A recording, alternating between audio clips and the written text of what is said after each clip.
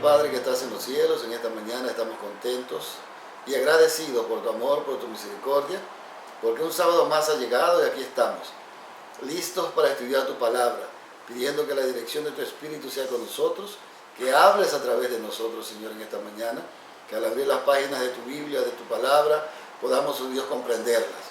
También pedimos de una manera especial, Señor, que tú bendigas y ayudes a cada uno de los amigos, parientes, seres queridos que han perdido, Señor, a un familiar y que están tristes y afligidos, Señor, porque todavía no se puede ni siquiera ir a darles el sepelio o la sepultura que se merecen, Señor. Pedimos por ellos para que tú consueles sus corazones, pongas paz en sus vidas, Señor, y les ayudes a ver, oh Dios, que en ti hay esperanza, que en ti hay salvación. También queremos pedir por aquellos que no tienen trabajo, por aquellos que están en casa, desempleados, Señor, que tienen varios niños, que tienen que conseguir los medios para que ellos puedan estudiar en casa, por todos ellos, Señor, y por nosotros, por el ministerio, Dios, de la predicación de tu palabra, que bendigas a todos los presentes, a todos los oyentes, y que tu Espíritu transforme nuestras vidas y nos ayude a estar más cerca tuyo, Señor, de una manera especial. En el nombre de nuestro Señor Jesús lo pedimos. Amén. En esta mañana, el estudio que queremos hacer es prácticamente la continuación de uno de los estudios que habíamos hecho anteriormente acerca de Dios y su infinito amor y misericordia, cómo Dios ha trazado planes desde antes de la fundación del mundo para poder, ¿no es cierto?, rescatar a aquel que cayó, ¿no es cierto?, presa del enemigo en el pecado. El versículo de esta mañana que nosotros tenemos es un versículo que el apóstol Pablo le da una connotación muy interesante. Vamos a contestar esta pregunta. Para contestar la pregunta que en un momento haremos, vamos a analizar algunos versículos de la Biblia y cómo Dios, ¿no es cierto?, vino a ayudarnos a recuperar lo que un día se perdió. Entonces, la pregunta es, ¿de qué nos ha librado Dios? ¿Cuál era el problema que nosotros los seres humanos estábamos enfrentando? Que tenía que venir Dios para poder ayudarnos a solucionar el problema.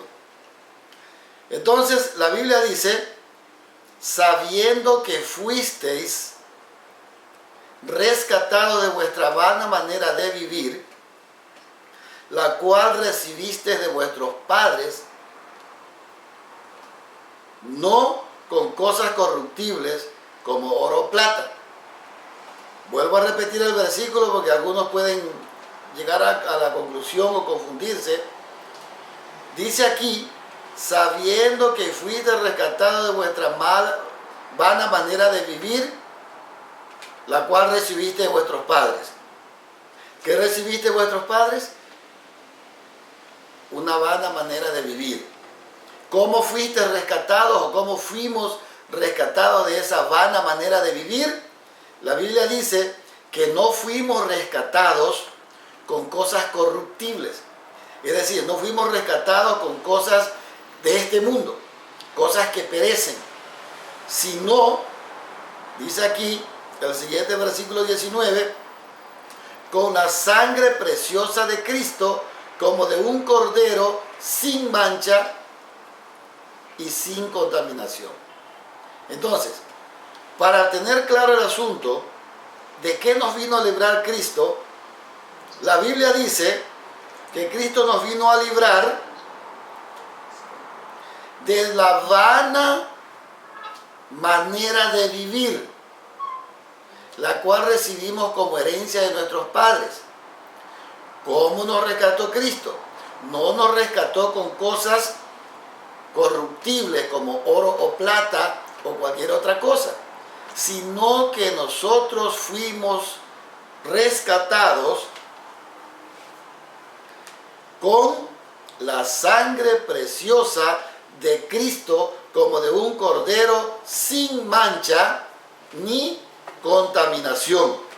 Muy bien, entonces nosotros nos hacemos, haciéndonos esta pregunta, nos damos cuenta entonces que el ser humano tuvo un problema, tiene un problema.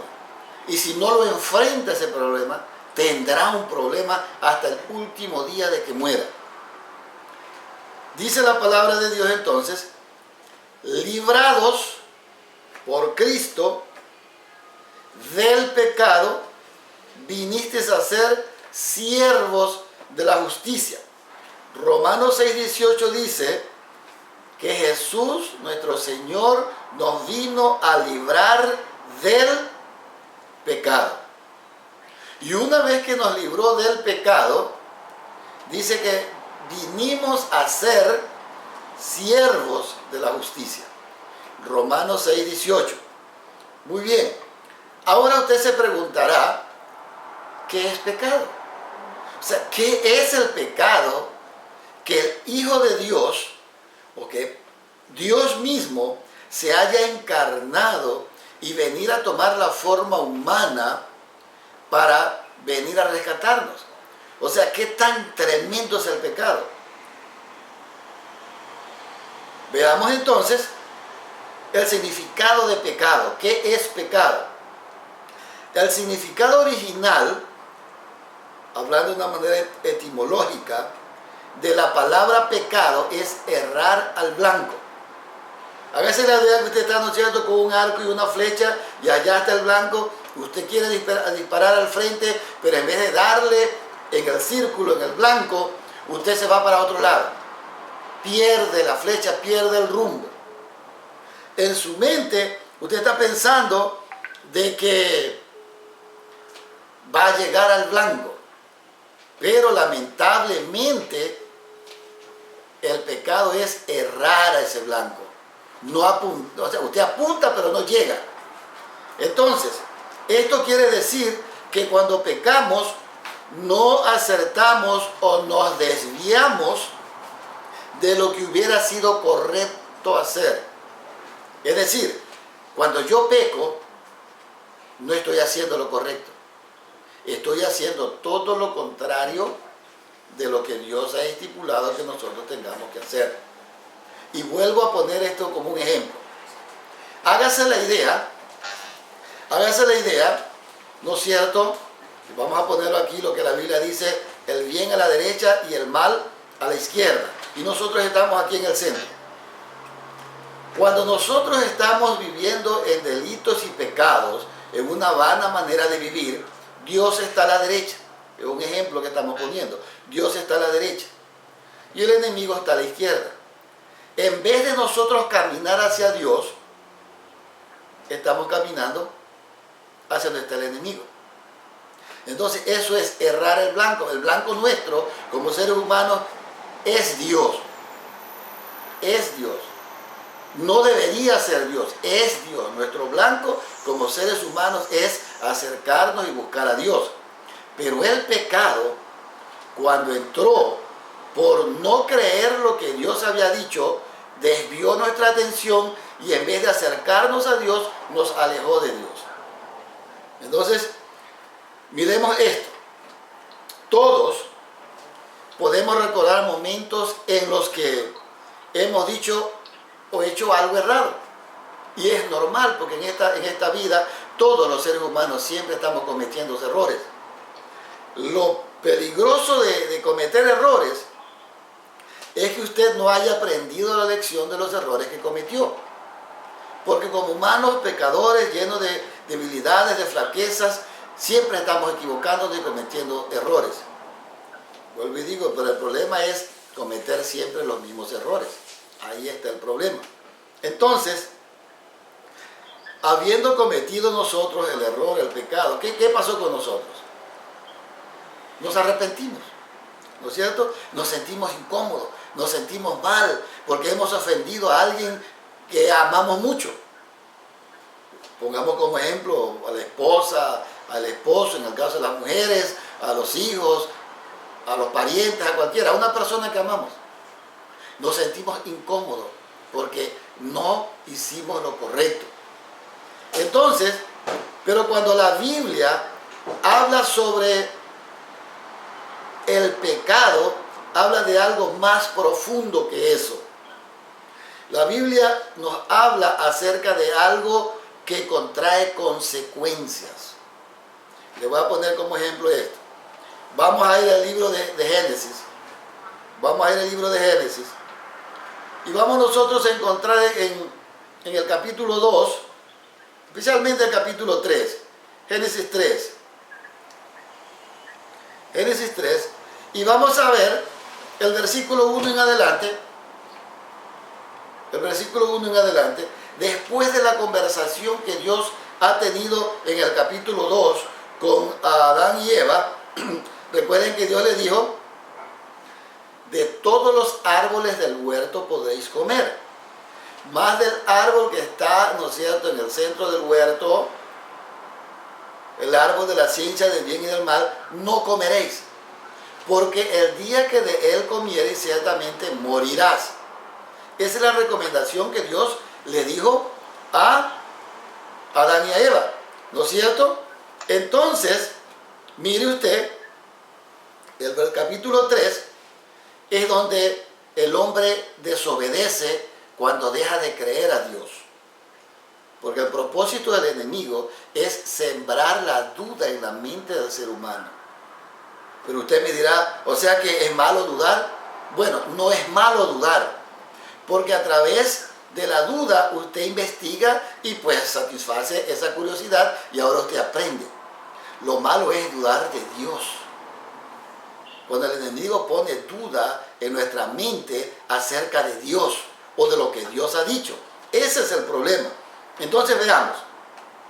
Dice el versículo 1 del capítulo 3, pero la serpiente era astuta, más que todos los animales del campo que Jehová Dios había hecho, la cual dijo a la mujer, miren lo que le dijo: con que Dios os ha dicho no comáis de todo árbol del huerto. Eso no fue lo que Dios dijo. Dios no dijo de todo. Dios dijo un árbol. Pero ahora la serpiente, para entablar una conversación, le dice a la mujer de todo. Porque recuerden que el que estaba detrás de la serpiente era el enemigo de Dios. El que se rebeló en el cielo contra Dios. El que quiso ser igual a Dios. Entonces él viene ahora y le dice a la mujer, astutamente, con que Dios os ha dicho que no comáis de todo árbol. Él sabía que tan pronto cuando él mencionase la palabra todo árbol, la mujer iba a decir, no, eso no fue lo que Dios dijo. Entonces había una oportunidad de conversación, de un diálogo. Y la mujer respondió a la serpiente, versículo 2, del fruto de los árboles del huerto podemos comer, pero del fruto del árbol que esté en medio del huerto, dijo Dios, no comeréis de él, ni le tocaréis. Esta palabra, ni le tocaréis, tampoco está en la recomendación que Dios le dijo, pero la mujer aquí le añade esto, ni le tocaréis, para que no muráis. Ahora, versículo 4 dice la Biblia, entonces la serpiente le dijo a la mujer. ¿Qué le dijo la serpiente a la mujer? No moriréis. No moriréis. Versículo 5. Y vio la mujer. ¿Se da cuenta? Tan pronto cuando el enemigo le pone en la mente de la mujer la duda, o sea, aquí ¿quién tiene la razón? ¿La tiene Dios o la tiene la serpiente que está siendo usada como instrumento por el enemigo? Dios dijo, el día que de él comieres ciertamente morirás. Ahora viene la serpiente y le dice, no moriréis. O sea, ¿cuál de los dos tiene la razón? ¿A quién le creo? ¿No cree usted que en nuestras vidas también muchas veces nosotros hemos llegado a circunstancias, a situaciones donde no sabemos a quién creer? Por eso en esta mañana nosotros queremos invitarles a ustedes a que reflexionemos en lo que Dios es y en lo que Dios hace por nosotros. Porque la Biblia dice que conocer a Dios nos da como consecuencia vida eterna. Si nosotros no tenemos un conocimiento pleno de Dios, no podemos nosotros confiar completamente en Dios. Es importante. Juan 17:3 dijo que esta es la vida eterna, que te conozcan a ti, el único Dios verdadero, y a Jesucristo que tú has enviado. Entonces, la serpiente sembró la duda. Pero la mujer, mire usted, y esto pasa cuando todos los seres humanos pensamos que somos autosuficientes o indispensables para hacer las cosas y que no necesitamos que nadie nos ayude, ni necesitamos consultar a nadie para que nos oriente. Pero mientras vivamos en este mundo, mientras tengamos vida, nosotros toda la vida vamos a depender de alguien. Aunque usted no lo quiera aceptar, es la realidad. Siempre vamos a depender de alguien. Bien sea de Dios, o bien sea del enemigo, o de cualquier otro ser humano, etc. Entonces, cuando nosotros analizamos esto, nos damos cuenta que tan pronto cuando la serpiente puso la duda en la mente de la mujer se dio cuenta que el fruto era agradable. Antes de eso, habían tantos miles de frutos, tantos miles de árboles con frutos por donde quiera, y la mujer nunca miró el árbol de la ciencia del bien y el mal como un árbol que era agradable. Y ahí lo dice la Biblia. Mira el versículo 5, el versículo 6, perdón. Y vio la mujer que el árbol era bueno para comer. ¿Qué tenía que era bueno? Quizá la serpiente estaba comiéndose también parte del fruto y se daba cuenta que era apetitoso. No sé. Pero mire, dice, y que era agradable a los ojos. Antes de que el enemigo siembre la duda en la cabeza, la mujer no había visto que el árbol era bueno para comer, era agradable a los ojos y que era codiciable para alcanzar sabiduría. Yo les pregunto a usted, me imagino que ustedes han leído alguna vez la Biblia y los que, ¿no es cierto?, que asisten a la iglesia, que han leído muchas veces la Biblia. ¿Usted se acuerda que Dios le dio un trabajo a Adán cuando terminó la creación? ¿Cuál fue ese trabajo? Dios le dijo a Adán que le ponga nombre a todos los animales. Y la Biblia dice que hasta el día de hoy los animales se llaman tal cual Adán les nombró. O sea, la capacidad intelectual de Adán era tan extraordinaria que él no se repitió. Y le puso nombre a todos los animales. Y usted ve que hasta los peces tienen nombre, hasta los insectos más chiquitos tienen nombre. ¿Quién le puso nombre? Adán. La capacidad intelectual del ser humano cuando salió de las manos de Dios era tan extraordinaria, perfecta. Pero la mujer aquí, al darse cuenta del fruto que Dios le ha dicho que no coma, dijo que este fruto era agradable y codiciable para alcanzar la sabiduría. El rey Salomón dice en sus escritos, dice que el principio de la sabiduría es el temor a Jehová. El principio de la sabiduría es el temor a Jehová. Si la mujer quería tener sabiduría, lo único que tenía que hacer era respetar a Dios. Respetar a Dios, respetar lo que Dios había dicho, creer lo que Dios había dicho y deshacer, ¿no es cierto?, las obras del diablo. Ya la Biblia dice en el Nuevo Testamento como recomendación para nosotros los cristianos, dice, someteos a Dios, resistid al diablo y el diablo huirá de nosotros. Entonces, es importantísimo que nosotros notemos que conocer a Dios nos da a nosotros el privilegio de tomar decisiones correctas cuando nos encontremos en el limbo de si hacer aquello que el enemigo nos está diciendo o hacer lo que Dios nos está diciendo. Entonces, como ustedes saben, la mujer comió del fruto, no consultó a su esposo, tomó del fruto. Cuando Adán vino, se dio cuenta que la mujer había comido del fruto, lo encontró con el fruto en la mano y vio, y la mujer le dio a su marido, y Adán pues tomó la decisión. Adán no fue engañado. Adán tomó la decisión. Y eso pasa con muchos de nosotros los seres humanos, que muchas veces nos encontramos entre el error y la verdad, y nosotros sabemos lo que no es correcto para hacer, y sin embargo lo hacemos. Adán no fue engañado. Adán tomó la decisión de comer el fruto por el simple hecho de que amaba a su mujer y no quería que su mujer muriese sola y prefirió correr la consecuencia con ella. Se olvidó de que Dios, el que lo formó del polvo de la tierra y que hizo a la mujer de la costilla de él, podía hacerle otra Eva. Pero muchas veces nosotros nos dejamos llevar por los sentimientos en vez de los principios. Por eso es muy importante que nosotros comprendamos que el cristiano no vive por sentimientos, vive por principios. Entonces, cuando nosotros venimos ahora a analizar qué es el pecado, también vamos a analizar qué causó el pecado. El pecado causó en primer lugar la separación entre Dios y la criatura. Tan pronto cuando el hombre pecó, el hombre se vio que estaba desnudo, porque la gloria de Dios que lo cubría, la santidad de Dios que lo cubría, se le quitó. Ahora el hombre se ve desnudo y le da vergüenza.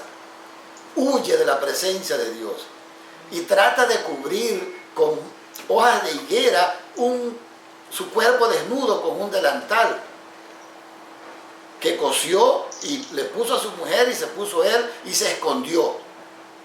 Cuando Dios le buscó y Dios tiene un encuentro con él, el hombre le dice a Dios: escuché tu voz y tuve miedo porque estaba desnudo. Entonces, como habíamos hecho la pregunta, ¿qué es el pecado entonces que causa todo esto? ¿Qué poder tiene el pecado que causa que el ser humano huya de Dios, que se aparte de Dios, que viendo que las cosas no son correctas igual, persiste en errar el blanco? Es decir, persiste en hacer las cosas de acuerdo a su conveniencia o por sus sentimientos y no por principios. Le hemos preguntado a la Biblia cómo define la Biblia el asunto de pecado. Veamos. Primera de Juan, anote por ahí lo que están anotando los versículos. Primera de Juan, el capítulo 3, el verso 4. Primera de Juan, verso 3, capítulo 3, verso 4, dice así la palabra de Dios: todo aquel que comete pecado infringe también la ley, pues el pecado es la infracción de la ley. Pero usted dirá, nosotros no hemos visto que en la propuesta que Dios, o en la recomendación que Dios le hizo al hombre, estaba la ley. Claro que sí, porque al no creer a Dios, Eva y después Adán, y lo que Dios había dicho, decidieron creer al enemigo. Y Dios dice en su palabra: no tendrás dioses ajenos delante de mí. Prefirieron creer al enemigo y no a Dios. Como consecuencia de no creerle a Dios, desobedecieron. Entonces, dice acá que el pecado es infracción de la ley. Y como tal, ¿no es cierto?, la infracción de la ley nos separa de Dios. Veamos lo que dice este librito, que es uno de los libros favoritos que yo tengo. Se llama El Camino a Cristo, 13 capítulos, un librito pequeñito, más pequeñito que esta agendita, así pequeñito. Es un libro que muchas veces nosotros lo damos regalado donde quiera que vamos, porque es uno de los libros que nos ayuda a conocer la palabra de Dios desde el punto de vista de lo que estamos hablando ahora. Dios hizo al hombre perfectamente santo y feliz. Antes del pecado, para el hombre era una alegría venir a tener un encuentro con Dios. Después del pecado, el hombre tuvo miedo y se escondió. Y la hermosa tierra no tenía, al salir de la mano del Creador, mancha de decadencia ni sombra de maldición. Recuerde que la Biblia dice que cuando Dios terminó de crear todo, vio que era bueno y bueno en gran manera. Gran manera desde el punto de vista divino. Porque nosotros los seres humanos calificamos las cosas de acuerdo al conocimiento que tenemos. Pero Dios la califica de acuerdo a la perfección que Dios tiene. Bueno y en gran manera.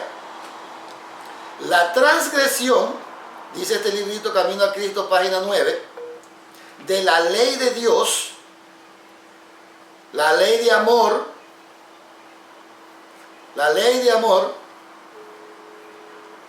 fue lo que trajo consigo dolor y muerte. Vuelvo a repetir, la transgresión de la ley de Dios, la ley de amor, fue la que trajo consigo dolor y muerte. Entonces nosotros entendemos,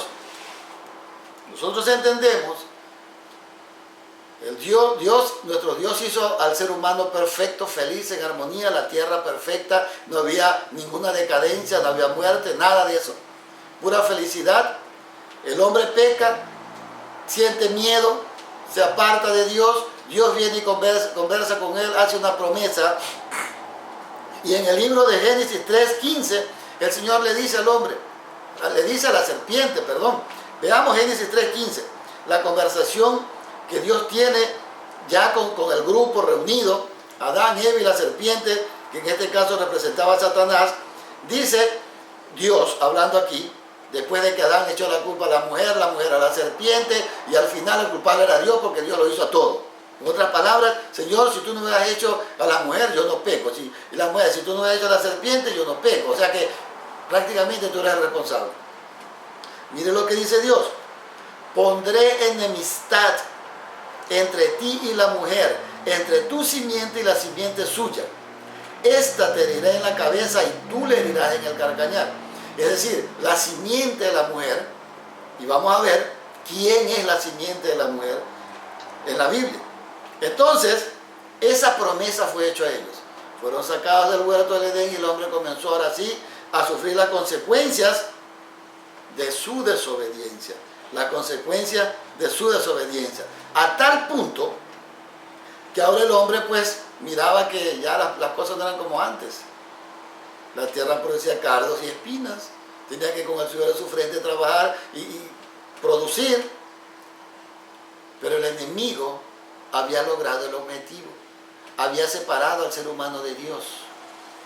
Y miren lo que pasa ahora, después de un tiempo.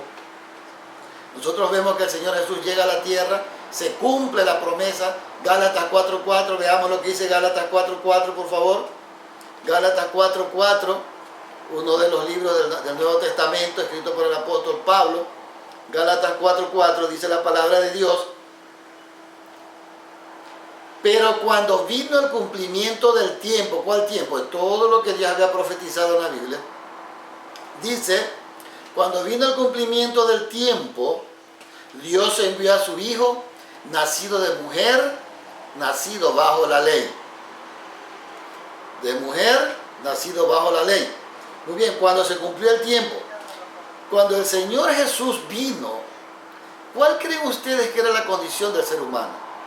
La condición del ser humano era tan terrible que la Biblia dice, miremos aquí por ejemplo en el libro de Mateo, vamos a buscar el libro de San Mateo,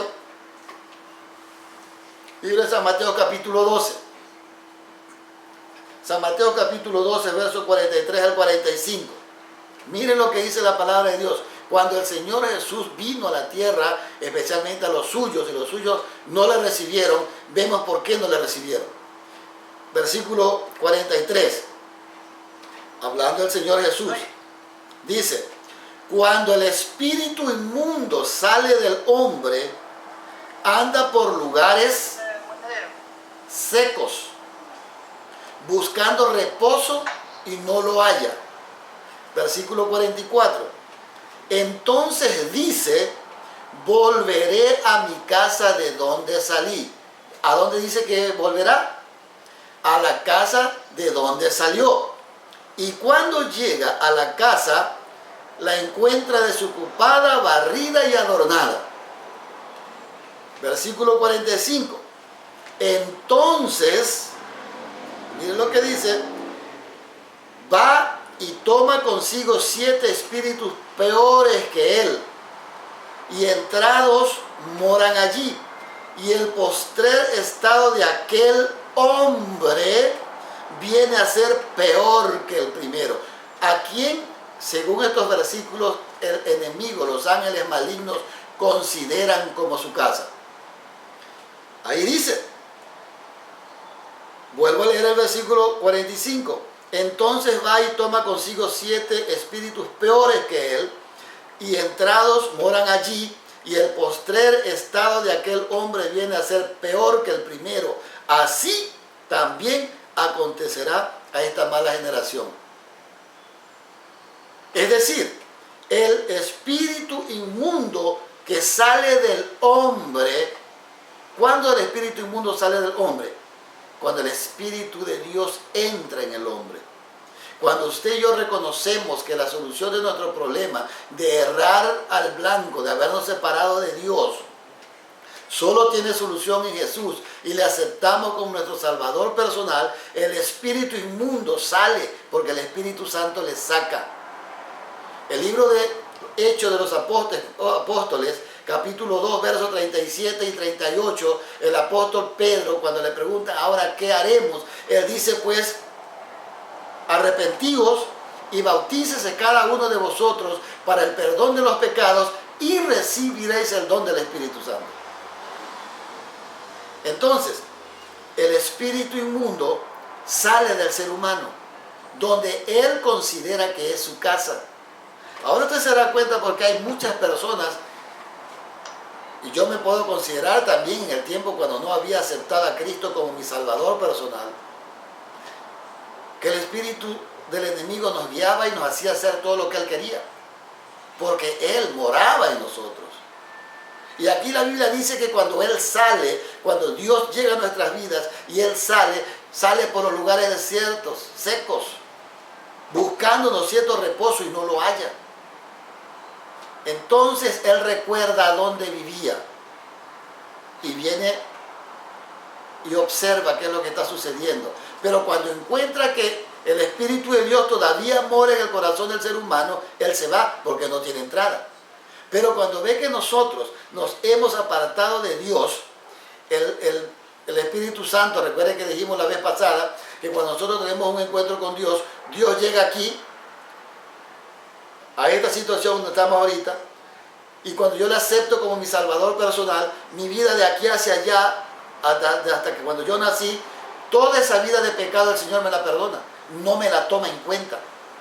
Me toma en cuenta de aquí cuando yo le acepté hasta la eternidad, hasta cuando yo muera. Él me va a estar guiando de aquí adelante si yo se lo permito. Ahora es el Espíritu Santo, y el apóstol Pablo dice, ignoráis que vosotros sois templo del Espíritu, yo me convierto en un templo del Espíritu Santo. Ahora, guiado por el Espíritu, Él me lleva, ¿no es cierto?, de victoria en victoria en Cristo Jesús, Señor nuestro. Pero cuando yo me suelto, San Juan 15 dice, permaneced en mí y yo en vosotros, porque separados de mí nada podéis hacer. Cuando yo me suelto de Jesús, hágase la idea que esto es como cuando usted está haciendo un fuego y tiene un poco de carbón puesto en un lugar, en un fogón, y usted saca un carbón encendido y lo pone a un lado. El carbón va a seguir prendido y va a seguir quemando por un tiempo, pero poco a poco, porque se separó de los demás que estaban formando el fuego, se va a apagar y va a morir. Entonces, eso es lo que pasa con el ser humano. Igual como cuando usted arranca la rama de un árbol, la rama sigue verde por el día, por mañana, unos días, hasta que poco a poco va a morir. Y cuando nosotros nos separamos de Dios,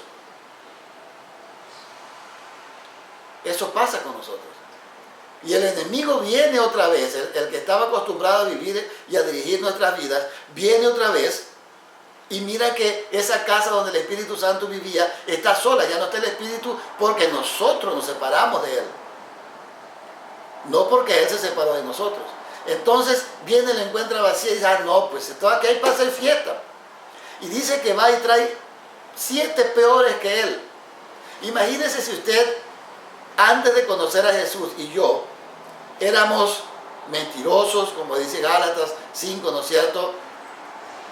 Mentirosos, vanagloriosos, orgullosos, soberbios, blasfemos, esto, etcétera, etcétera, etcétera, todo lo que menciona ahí, los frutos de la carne. Si éramos así, teniendo uno solo. Ahora cuando el enemigo viene con 7 más que son peores que él, el postrer estado de aquella persona que un día aceptó a Cristo llega a ser peor. Y el apóstol dice que mejor era que no le hayan conocido. Porque es mejor no haber conocido a Dios y haberle conocido y apartarse de sus caminos.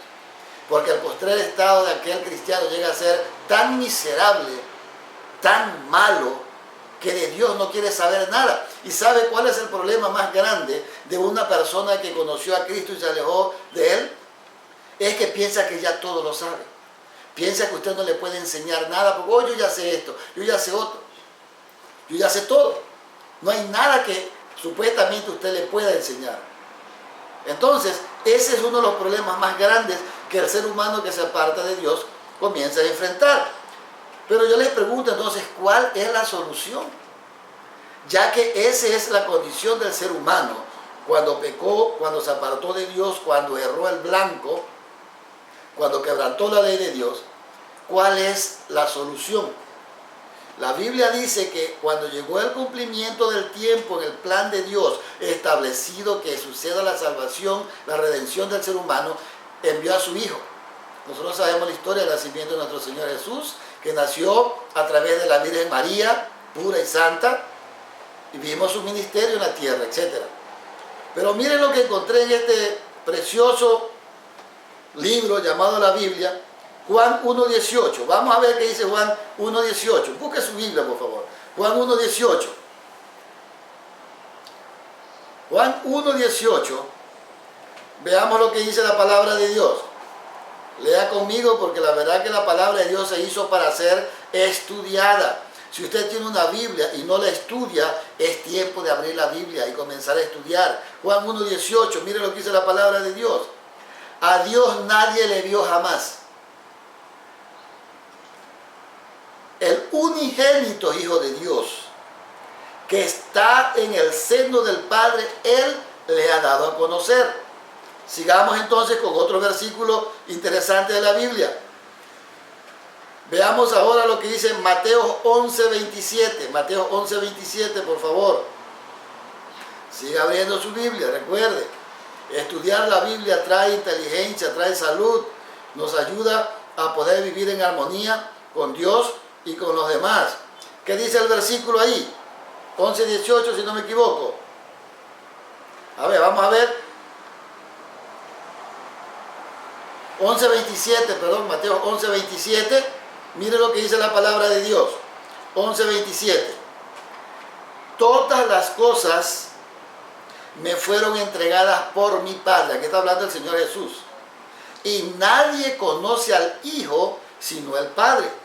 Ni al Padre conoce alguno, sino el Hijo, y a quien Él, o aquel Hijo, perdón, vuelvo a leer, y a quien el Hijo lo quiera revelar.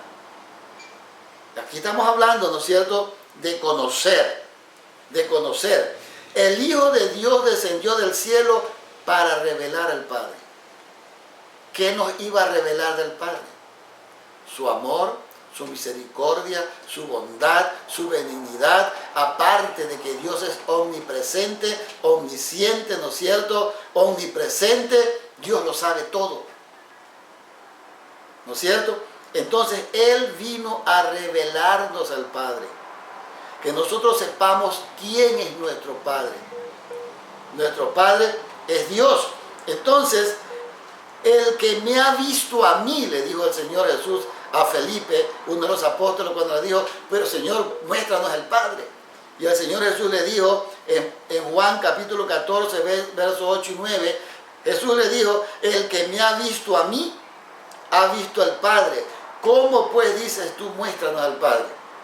Porque Jesús vino a revelar el carácter del Padre, vino a revelar el Padre. Ahora, en el propósito de revelar al Padre, Jesús tenía otra misión más. Revelar era una misión y rescatar era la otra misión. Jesús le dijo, Camino a Cristo, página 11, describiendo su misión terrenal,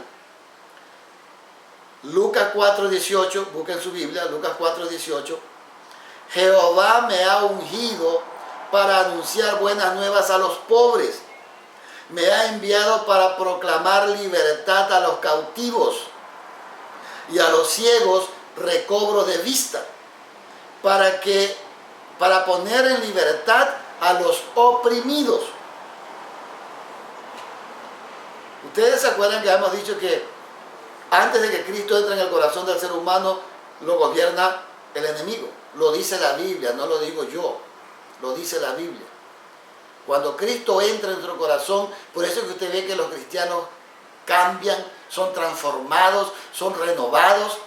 Pero mientras el ser humano no busque a Dios, no importa qué tipo de rehabilitación usted busque, no importa cuál sea el rango del especialista que usted vaya a que le dé terapia para solucionar sus vicios y sus malos hábitos, no podrán cambiarlo.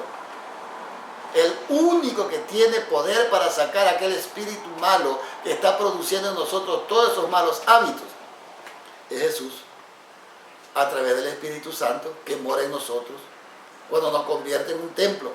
Entonces dice que Él vino a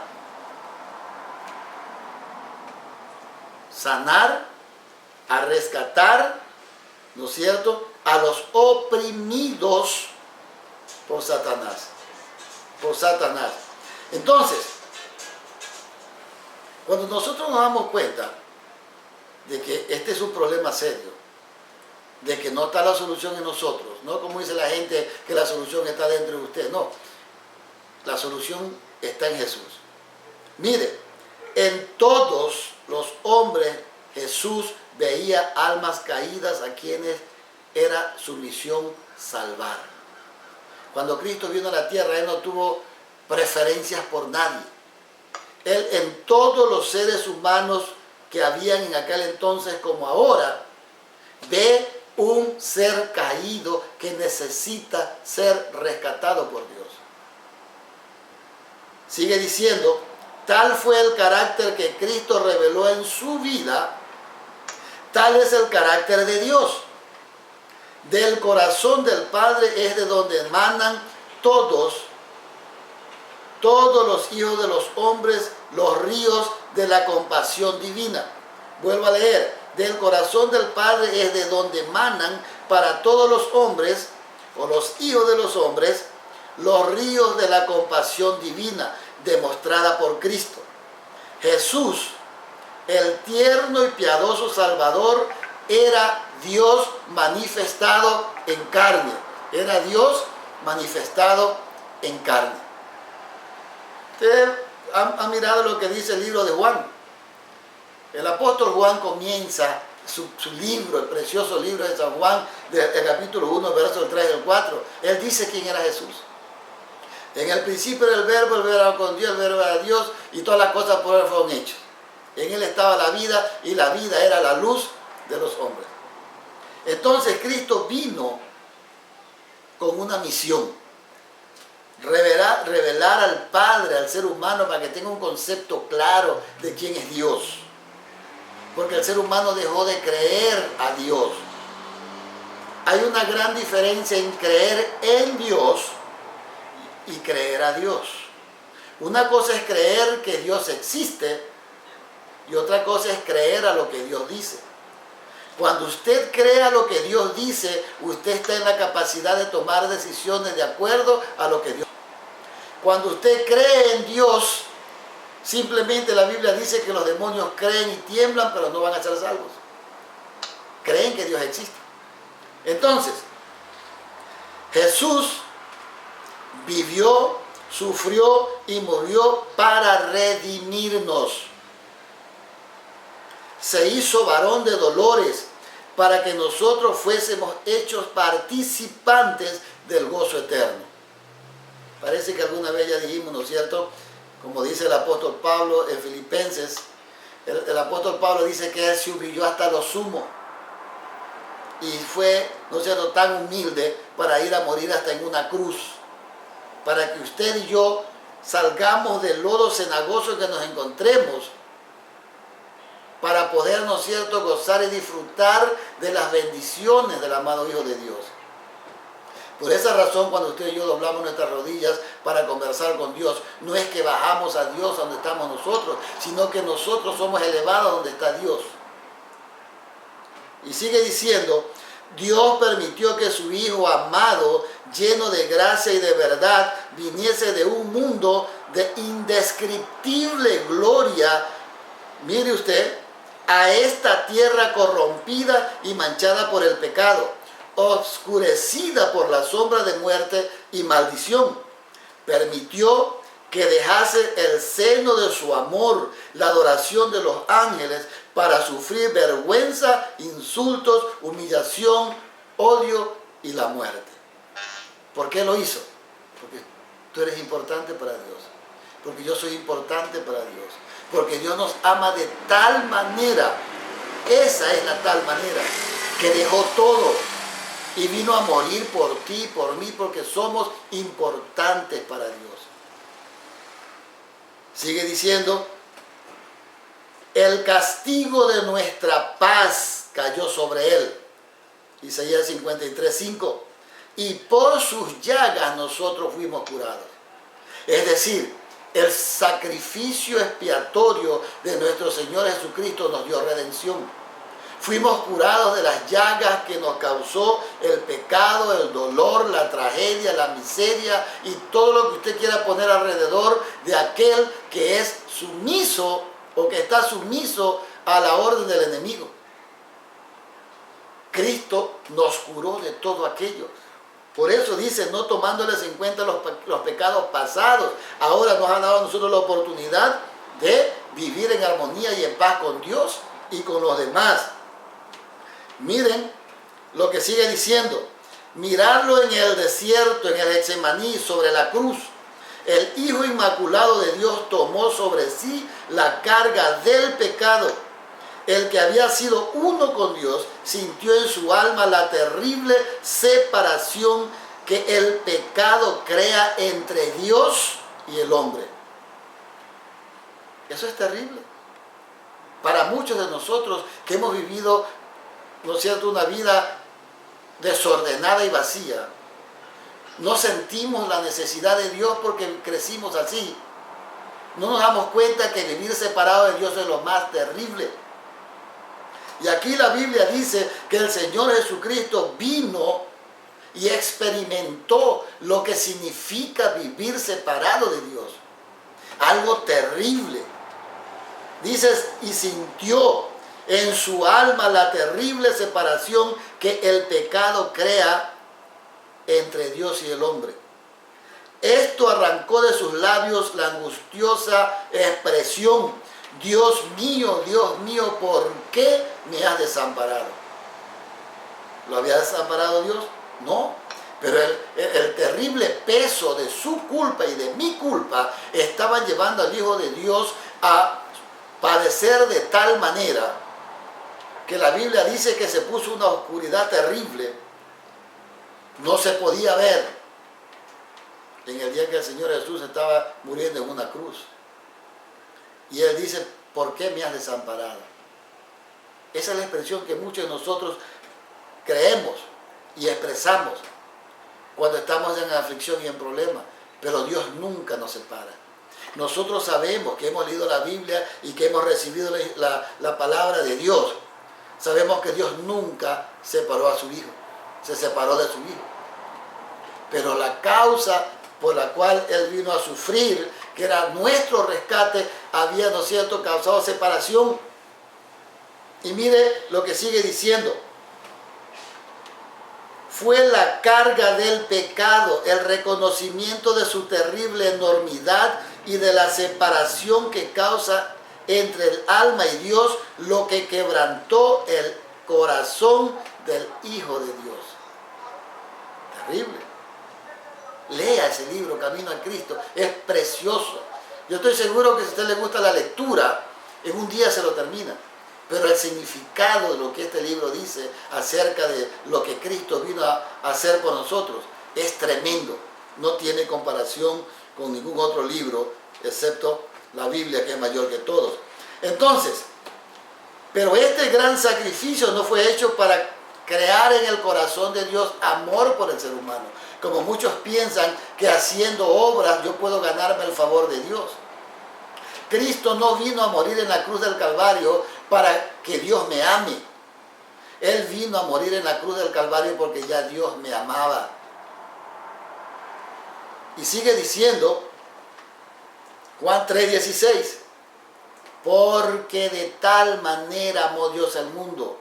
Oigan, meterse en este, ¿no es cierto?, círculo de amor, tan grande de amor, de Dios, es entender que nosotros, los seres humanos, somos tan valiosos para Dios que a Él no le importó todo lo que hemos leído y visto cómo Él sufrió por amor a nosotros. Y Él solamente al final se limita a decir, porque de tal manera amó Dios al mundo que ha dado a su Hijo unigénito. ¿Cuál es el propósito que lo dio? Para que todo aquel que en Él crea no se pierda, más tenga vida eterna. ¿Cuál fue el problema que tuvo Adán y Eva? Adán y Eva no creyeron a Dios y se separaron de Dios. ¿Cuál es el problema del mundo? El mundo no le cree a Dios. El mundo no quiere leer la Biblia porque piensa que la Biblia le causa perjuicios, que la Biblia no es para el ser humano. Y muchos han querido cambiarla y sacar de la Biblia libros importantes porque como no se apega a lo que ellos creen, piensan que no sirven. Pero la palabra de Dios es viva y eficaz para transformar la vida del ser humano. Pero el diablo no quiere que nosotros entendamos eso. El diablo no quiere que usted y yo entendamos que la Biblia tiene poder. San Pablo dice, porque el Evangelio es poder de Dios para salvación. Por eso Él dice, para que todo aquel que en Él crea no se pierda, mas tenga vida eterna. Entonces, el Padre nos ama, no por causa de lo que Jesús hizo, sino que Él nos ama porque es nuestro Dios, nuestro Creador, nuestro Padrecito, nuestro Señor. Dios sufrió con su Hijo. En la agonía del Getsemaní, en la muerte del Calvario, el corazón del amor infinito pagó el precio de nuestra redención. Por eso es que nosotros encontramos, ¿no es cierto?, la expresión preciosa de Dios. Nadie sino el Hijo de Dios podía rescatarnos. Y recuerden lo que dice la palabra de Dios. En Él estaba la vida y la vida era la luz de los hombres. Tenía que ser Dios mismo el que viniese a rescatarnos. Porque el único que tiene vida en sí mismo, el inmortal, es Dios. El resto somos criaturas. El resto dependemos de Dios. Dios no depende de nadie. Dios depende de sí mismo. Entonces, cuando nosotros leemos, dice, nada que fuese inferior al infinito sacrificio hecho por Cristo en favor del hombre podía expresar el amor del Padre hacia la humanidad perdida. Nada que no fuese el amor de Cristo. Jesús declaró en el libro de San Juan, capítulo 10, verso 17, por esto el Padre me ama por cuanto yo pongo mi vida para volverla a tomar. El único que puede hacer eso es Dios. Yo no puedo morir pensando que mañana, si me da la gana, después de 4 días, resucito. No, eso yo no tengo ese poder. Nadie tiene ese poder excepto Dios. Es decir, de tal manera nos amaba mi Padre, que me ama tanto más, porque di mi vida por redimiros. Porque me hice vuestro sustituto y fianza, y porque entregué mi vida y asumí vuestras responsabilidades y transgresiones. Entonces, imagínese usted el precio por el cual nosotros hemos sido rescatados. ¿Cuánto pagó Dios? Por eso la pregunta que siempre nos hacemos es, ¿cuánto vale usted? Usted vale mucho. Usted vale la sangre del Hijo de Dios, porque Él entregó su vida por nuestro rescate. Nosotros somos tan valiosos para Dios que si solo usted y yo existiéramos en este mundo, o solo uno de nosotros hubiese existido en este mundo, igual hubiera sido el mismo sacrificio. Entonces nosotros entendemos que Dios nos ama de tal manera que mediante el sacrificio de su Hijo, nosotros tenemos la oportunidad de volver a la vida. Pero usted dirá, pues si yo estoy vivo, sí, pero no estamos hablando de la vida pasajera, que la Biblia dice que para los que creen en el Señor es un sueño, sino la vida eterna, una vida que nunca perece más, ¿no es cierto? Entonces, el precio pagado por nuestra redención El sacrificio infinito que hizo nuestro Padre Celestial al entregar a su Hijo para que muriese por nosotros, debe darnos el concepto elevado que podemos llegar a tener de nosotros mismos. Eso es importante notar. Ese sacrificio le da valor a usted y a mí. La gente puede decir, no, tú no sirves para nada. La gente puede decir lo que sea, pero recuerde que es Dios el que nos da valor a nosotros. Se humilló a sí mismo para darnos a nosotros la oportunidad de volver a gozar del privilegio de vivir cerca de nuestro Padre Celestial. Entonces, nosotros, habiendo reconocido esto, sabemos que Cristo vino, como decía el versículo que recién, ¿no es cierto?, habíamos leído, vino a rescatarnos de nuestra mala manera de vivir, nuestra vana manera de vivir, la cual recibimos de nuestros padres. ¿Qué reciben nuestros padres? Perdición, muerte, ¿no es cierto? Dice el apóstol Pablo, que por un hombre entró el pecado al mundo y por cuanto este hombre era Adán, todos pecamos. Pero por otro hombre, Jesús, entró la vida y el perdón de los pecados y ahora todos nosotros gozamos de este privilegio. Es una maravilla tener la palabra de Dios. Es un privilegio para nosotros tener la palabra de Dios y saber que a través de la palabra de Dios nosotros podemos alcanzar la victoria que viene en Cristo Jesús, Señor nuestro. Es importante que nosotros notemos que a través de Jesucristo nosotros podemos ser más que vencedores. Es importante que nosotros notemos que a través de Jesucristo nosotros tenemos el privilegio de volver a ser nuevamente hijos de Dios. La Biblia dice en el libro de San Juan, veamos lo que dice el libro de San Juan, el capítulo 1, veamos, vamos al libro de San Juan, capítulo 1, San Juan capítulo 1, busquemos en nuestra Biblia por favor, San Juan 1, versículo 12, si podemos leer, leamos del versículo 10,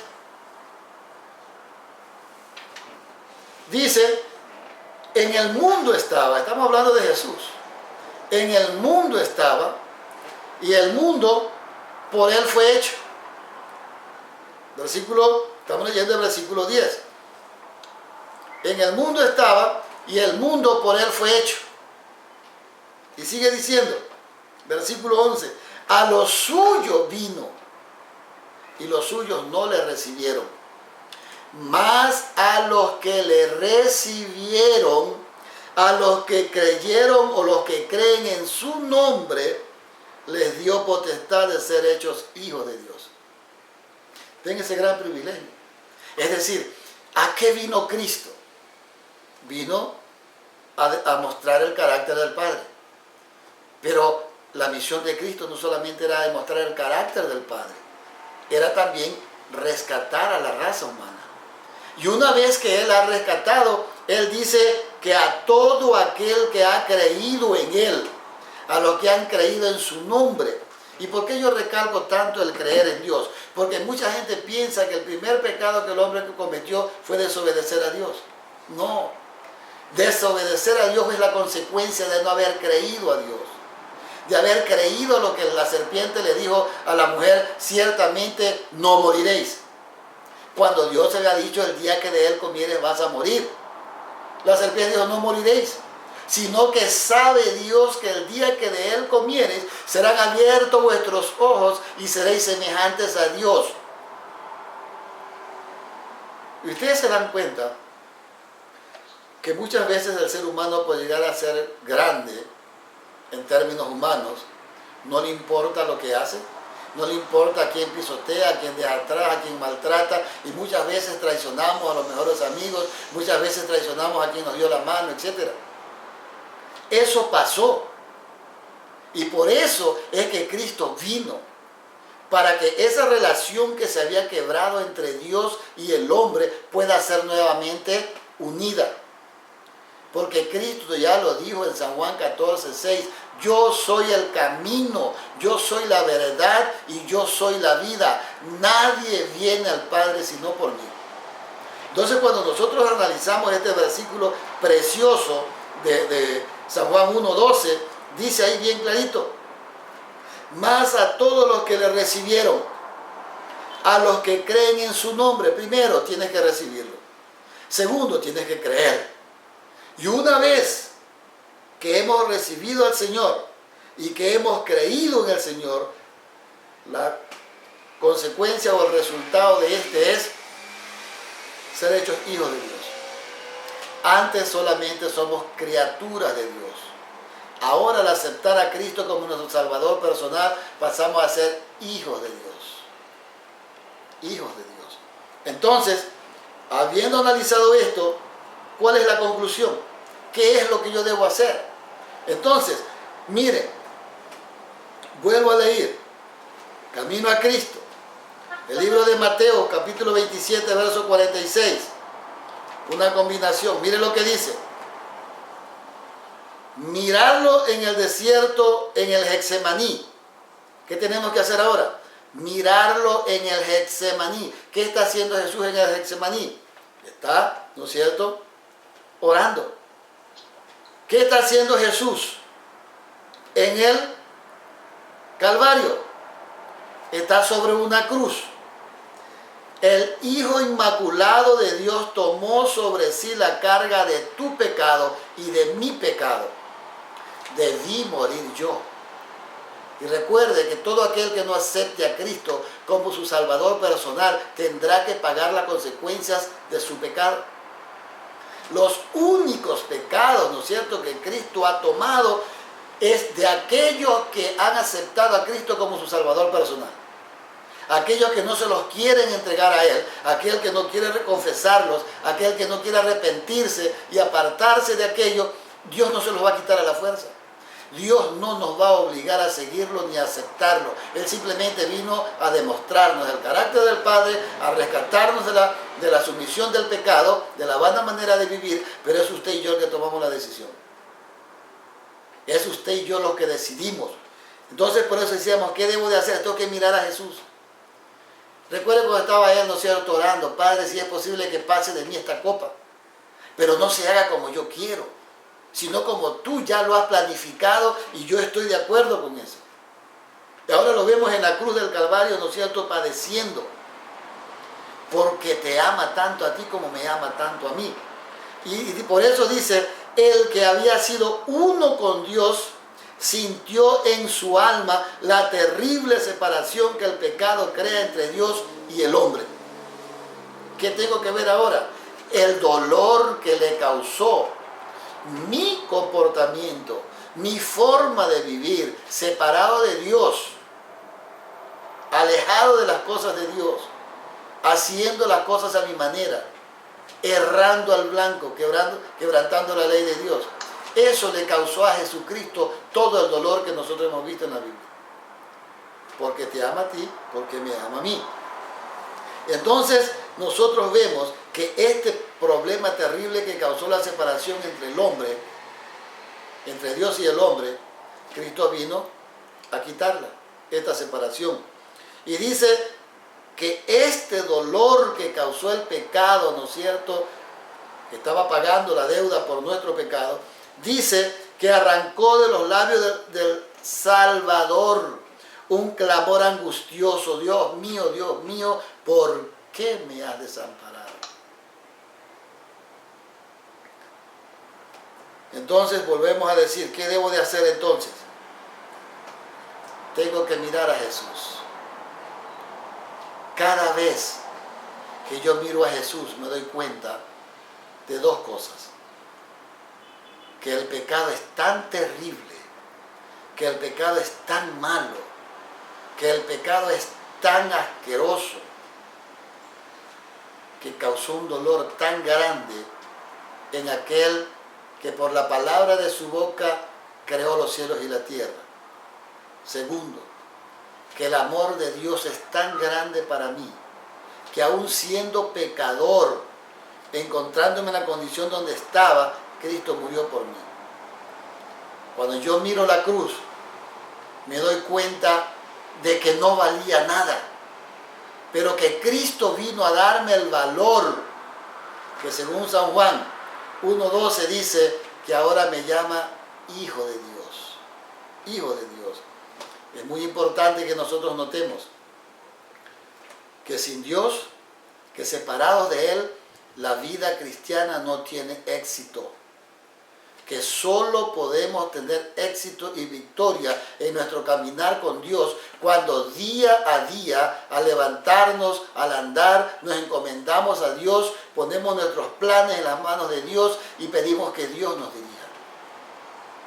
Yo recuerdo una ocasión de las tantas que Dios me ha librado. Salía de la casa al trabajo y estaba esperando, ¿no es cierto?, que pase el carro que me iba a llevar al trabajo. Y sin darme cuenta, pues, me descuidé. Y estaba observando la luz que estaba en verde, pero de sentido contrario. Cuando yo tenía que ir hacia el frente, no sé cómo me di cuenta hacia un lado y comienzo a caminar. Tan pronto cuando voy a poner el pie en la calle para cruzarla, siento una mano que me agarra de atrás de la camisa y me ala hacia atrás. 2 segundos después pasó un carro a velocidad. Y yo dije, Señor, bendito sea tu nombre, aunque yo miré para aquí, para allá, por todos los lados, nunca había nadie, solo sentí que eso me sucedió. Le doy gracias a Dios, porque aquel que se encomienda a Dios todas las mañanas, Dios envía a su ángel para protegerlo. Dios te cuida, Dios te cuidará, Dios está pendiente. Y Dios dice en el libro de San Mateo, el capítulo 28, el verso 10, dice, no temas. El versículo 18 del mismo capítulo dice, vamos a buscarlo porque a mí me gusta estudiar con la Biblia. Vamos al libro de Mateo. Mateo, por favor.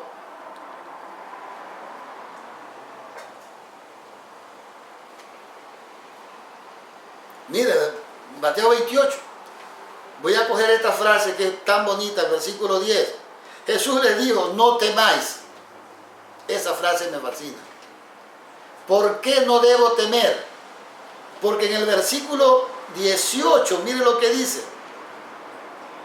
Jesús se acercó y les habló diciendo, no, toda potestad me es dada en el cielo y en la tierra.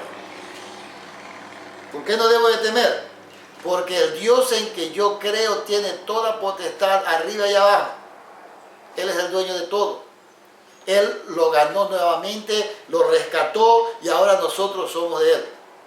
Claro, si lo aceptamos como nuestro único Salvador. Ahora miren ustedes, ¿por qué yo tengo que seguir creyendo en este Dios maravilloso y no debo temer? Vamos al último libro de la Biblia. Apocalipsis. No tema abrir la Biblia tiene las bendiciones que usted ni siquiera se imagina. La gente se ha hecho inteligente estudiando la Biblia. El hombre se le despierta la mente cuando estudia la Biblia. Entonces, si usted quiere ser inteligente, lea la Biblia, o sea, más inteligente de lo que ya es. Miren lo que dice el versículo 18. Comencemos del 17. Miren lo que dice, Apocalipsis 1, 17 y 18. Dice el apóstol Juan, cuando le vi, caí como muerto a sus pies. Y él puso su diestra sobre mí diciendo, y ya van a saber quién está hablando aquí, no temas porque yo soy el primero y el último. En Mateo dice que toda potestad le ha sido dada en el cielo y en la tierra. Aquí en Apocalipsis me está diciendo, yo soy el primero y el último, no temas. Versículo 18. El que vivo y estuve muerto, mas he aquí que vivo por los siglos de los siglos. Y la palabra de Dios dice, así es. Mucha gente ha traducido la palabra amén como así sea, no. Esto no es un así sea, así es. La verdadera traducción de la palabra amén es así es. ¿Cierto? Y le dice aquí, Yo tengo las llaves de la muerte y del sepulcro. O del Hades, dicen algunas traducciones. ¿Por qué Dios me pide ahora que no tema? Porque en primer lugar Él dice, yo tengo toda la potestad. Tú has creído en mi nombre, me has recibido, yo ahora te he hecho hijo mío. No temas, yo tengo toda la potestad. En el mundo tendréis aflicción, pero recuerda, yo he vencido al mundo. Eso dice la palabra de Dios. Y ahora me dice que Él tiene las llaves de la muerte y tiene las llaves del sepulcro. Por eso es que el apóstol Pablo dice en Tesalonicenses que cuando Cristo venga, ¿no es cierto?, los muertos en Cristo resucitarán primero. Porque tiene la llave. ¿Quién le va a impedir entrar a alguien que tiene la llave a su casa? Nadie. Entonces confiemos en Dios. El pecado solamente nos trae destrucción y separación de Dios. Nos causa temor. Cada vez que escuchamos hablar de Dios, nos causa temor porque no estamos limpios. Pero cuando Cristo viene a nuestras vidas, ese temor, ya Dios nos dice, no temas porque yo estoy contigo. No desmayes porque yo soy tu Dios. Siempre te sustentaré con la diestra de mi justicia. Yo le pregunto, ¿usted cree esto? ¿Cree usted realmente que la palabra de Dios tiene poder para transformar su vida? ¿Cree usted que Jesucristo es la solución para su problema? ¿Cree usted que cuando usted acepte a Cristo como su Salvador personal, su vida va a cambiar? Pues yo sí creo en eso. Porque no solamente lo he experimentado en mi vida, sino que lo he visto en la vida de mucha gente. Y todos aquellos que hemos creído en Dios y hemos permanecido en Él, hemos alcanzado victorias. Que tenemos problemas, claro que tenemos problemas. Que hay dificultades, claro que habrán dificultades. Ustedes se acuerdan los 3 jóvenes que desafiaron al rey Nabucodonosor. Eran fieles a Dios. El rey les dijo, te voy a dar un chance más. Si ustedes adoran a la imagen que yo he hecho, no van a morir. Pero si no la adoran, ahí hay un horno de fuego encendido, calentado 7 veces más y los espera. Cuando usted cree en Dios, lo único que te puede decir es, nosotros sabemos en quién hemos creído. Y si a Dios le placiese no librarme de aquello, aún yo sigo creyendo en Él. Y recuerden que estos jóvenes fueron tirados al horno de fuego. Que la Biblia narra en el libro de Daniel que los verdugos que los estaban tirando se quemaron, pero los 3 jóvenes ni un cabello de su cabeza se quemó. Más bien el rey Nabucodonosor ve que hay un cuarto, como el hijo de los dioses, que estaba con ellos. Dios está a nuestro lado. Tal vez no lo vemos, pero Él está. Y en el momento que Él quiera librarnos de los malos o del mal camino, Él nos va a librar. Porque Él ha dicho, no temas porque yo estoy contigo. Sea la voluntad de Dios que todos nosotros tomemos un tiempo, nos sentemos a meditar. ¿Cuál es mi condición de vida hoy? ¿Cuál es mi situación? ¿Qué necesita cambiar o qué necesita ser cambiado? Y razonemos en aquello y lo traigamos a Jesús. Él dice bien clarito, yo estoy a la puerta y llamo, si tú quieres abrir la puerta yo voy a entrar. Que sea la voluntad de Dios que usted y yo todos los días permitamos que Dios entre en nuestro corazón. Recuerde, el enemigo anda como un león rugiente buscando a quien devorar.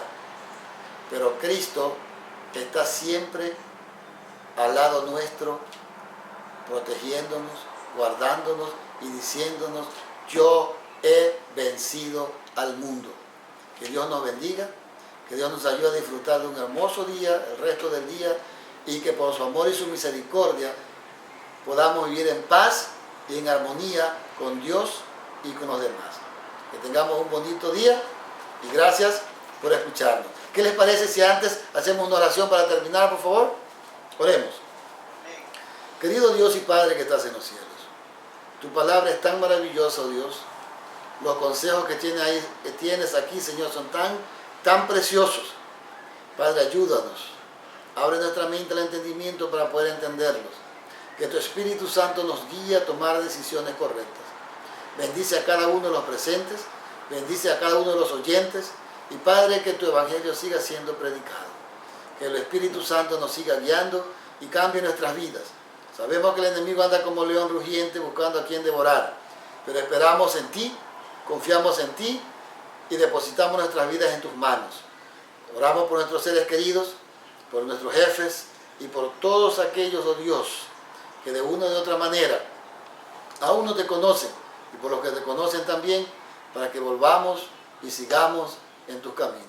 Gracias por escucharnos, Padre, porque te lo agradecemos y pedimos en el nombre de nuestro Señor Jesús. Amén.